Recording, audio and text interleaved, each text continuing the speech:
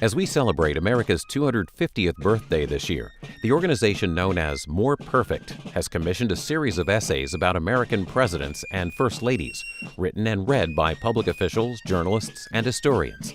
The project is called In Pursuit. Its goal is to bring American history to life through compelling stories. Here's one of those essays. George Washington by George W. Bush. For a leader, humility is the ultimate strength. As America begins to celebrate our 250th anniversary, I am pleased to have been asked to write about George Washington's leadership. As president, I found great comfort and inspiration reading about my predecessors and the qualities they embodied.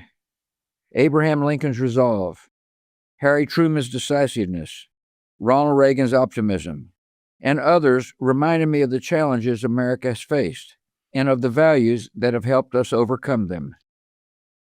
Few qualities have inspired me more than Washington's humility. I have studied the corrupting nature of power and how retaining power for power's sake has infected politics for generations. Our first president could have remained all-powerful, but twice he chose not to. In so doing, he set a standard for all presidents to live up to.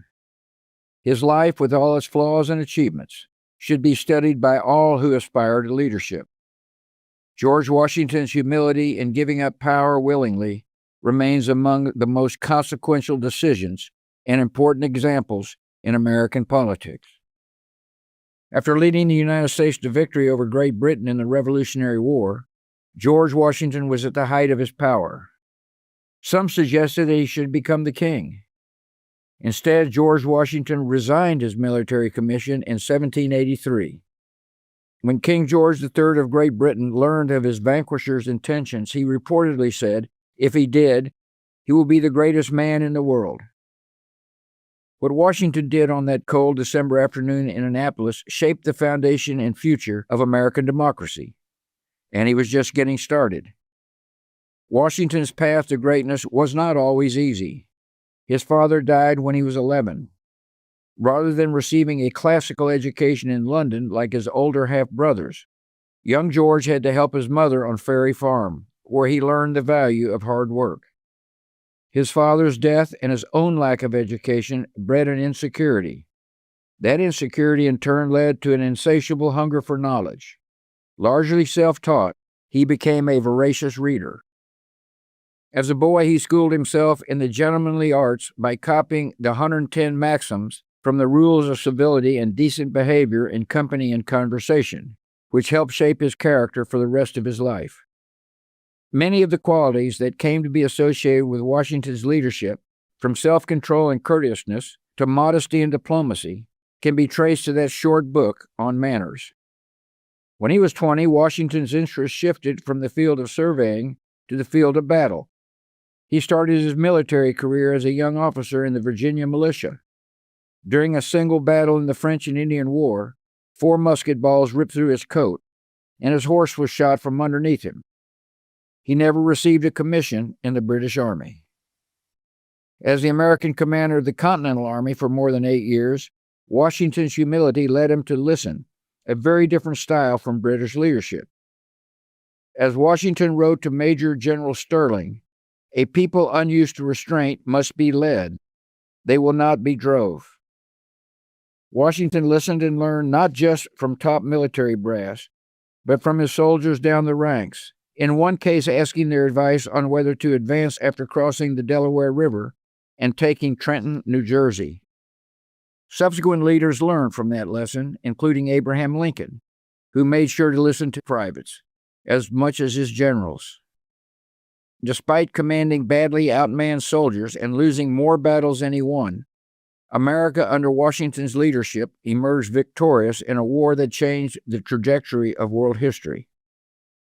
With Washington, character was key. In this case, his humility, perseverance, despite difficult odds, indomitable will, and the loyalty he inspired in others. In early 1783, that loyalty would be tested. His men were tired and homesick and angry about unpaid wages. Their frustration with the Continental Congress was boiling over, and there was talk of mutiny among the officers. On March 15th, in a speech to the troops, Washington spoke about their common cause, their duty to each other, and the righteousness of their mission. He also stressed his personal bond with them, refusing to elevate himself above his men.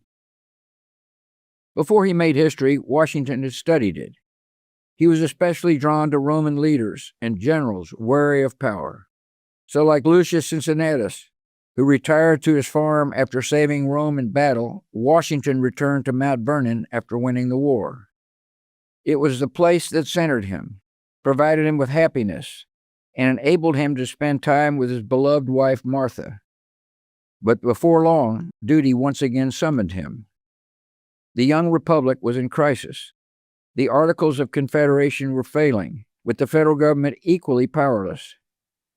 In 1787, Washington was called back to public life, where he presided over the Constitutional Convention in Philadelphia. He was asked to serve because he was a national hero and a unifying figure, trusted by all, and unmatched in his ability to forge consensus. He could be given power because of his character, because everyone knew he would not abuse power. Out of the convention emerged a new constitution and a new office, the presidency. Washington was the obvious choice and twice was unanimously elected, the only president so elected in American history. He accepted the presidency because the office needed him, not because he needed the office. Our first president stabilized the economy and the nation's finances, asserted the authority of the federal government, and assured passage of the Bill of Rights. He kept America out of the French Revolutionary Wars, successfully put down an insurrection in western Pennsylvania, and assembled and skillfully managed a cabinet of brilliant but contentious individuals. He delivered a foundational message on religious tolerance to a synagogue in Rhode Island. He signed legislation to create the nation's court system and the first executive departments. The question we must all ask is, how did he accomplish these things? By most historian accounts, one of the reasons why Washington achieved all of this was by admitting he might not be up to the task. He summoned experts and let debates play out in front of him.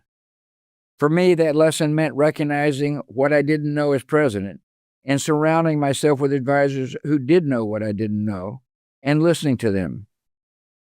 Like all presidents, Washington had his faults. He made tactical errors, especially early in his military career. He could be prickly and naturally irritable, in the words of Thomas Jefferson. But worst of all, he was, as were many of his generation, a lifelong slave owner who never publicly condemned the institution. His views evolved over time, expressing private misgivings about slavery later in his life. It's been said he made the most public anti-slavery statement after his death, by freeing the slaves he owned in his will, which is more than most people of his generation did. Still, slavery is a stain on an otherwise sterling private and public life. But Washington, like all of us, should be taken in totality of his acts and of his life in his times. By that standard, his life was exceptional. The founding generation considered Washington to be the indispensable man. Without him, there would be no America, and without America, the world would be a very different and much darker place. As Doug Bradburn, president and CEO of George Washington's Mount Vernon, put it, his perseverance, steadfast optimism, and ultimately his wisdom drew upon a deep integrity and humility, which over many trials created in him the character of the greatest political leader of the Revolutionary Age. As America's first president, Washington knew the first of everything in our situation will serve to establish a precedent. So after 2 terms in office, with the distrust of long-seated rulers still fresh on America's soul, Washington chose not to run again for president. And by once again relinquishing power rather than holding on to it, he ensured America would not become a monarchy, or worse.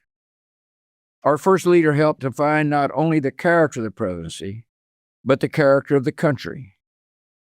Washington modeled what it means to put the good of the nation over self-interest and selfish ambitions. He embodied integrity and modeled why it's worth aspiring to. And he carried himself with dignity and self-restraint, honoring the office without allowing it to become invested with near mythical powers. I often say that the office of president is more important than the occupant, that the institution of the presidency gives ballast to our ship of state. For that stability, we are indebted to the wisdom of our founding fathers' governing charter and the humility of our nation's first president. It has guided us for 250 years, and it will strengthen us for our next 250 years. This essay is part of a series commissioned by the organization known as More Perfect, as America celebrates its 250th birthday this year. Public officials, journalists, and historians are writing about presidents and first ladies, with the goal of bringing American history to life through compelling stories. We'll hear more of these essays through the year on C-SPAN. And to learn more about the project, go to inpursuit.org.